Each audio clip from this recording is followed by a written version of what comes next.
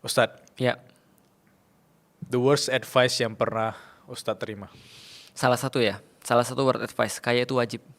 Kayak itu wajib. Oke. Kenapa tuh? Jadi gini, pertama ya, aku belum punya dalil bahwa saya kaya itu wajib. Karena seolah-olah mengglorifikasi orang kaya kan. Padahal justru ada doa Rasulullah yang Rasul itu berdoa tapi jarang ada yang mau tiru. Ya Allah, hidupkan aku sebagai orang miskin, matikan aku sebagai orang miskin, dan bangkitkan aku di surga bersama-sama dengan orang miskin. Gak ada yang berani kayaknya ya. Iya. Nah itu doanya Rasul. Yang kedua, ternyata ini adalah semacam kayak benang merah kenabian. Yesus, Isa itu pernah ngasih tahu kepada sahabat-sahabatnya.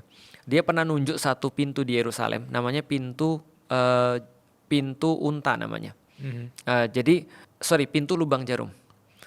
Nah, pintu lubang jarum ini menariknya adalah pintu yang hanya dibuka ketika pintu-pintu utama udah ditutup ketika sudah malam.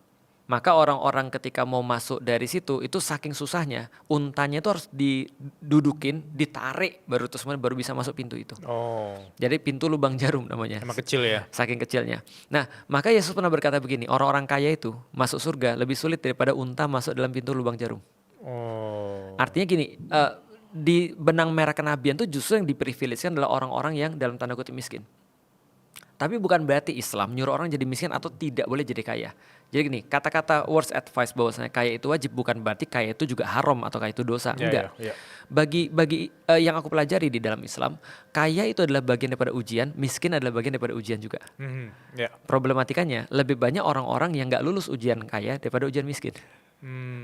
Makanya banyak orang-orang yang berpecah ketika mereka berusaha, ketika mereka bikin syirkah, mereka bikin perusahaan, itu ketika punya duit baru terus kemudian mereka pisah. Baru mereka punya kecurigaan. Iya. Sering dengar. Pas masih miskin mana ada. Iya. Itu kan ya. Nah, problematikanya lagi adalah kalau misalnya dikatakan kaya itu wajib, itu berarti bukan hanya mengglorifikasi, tapi masuk dalam bawah sadar orang bahwa kaya itu bisa menyelesaikan semuanya.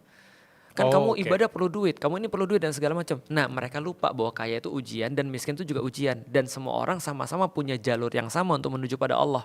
Dan akhirnya yang berikutnya adalah jadi dalam tanda kutip merendahkan orang-orang yang miskin.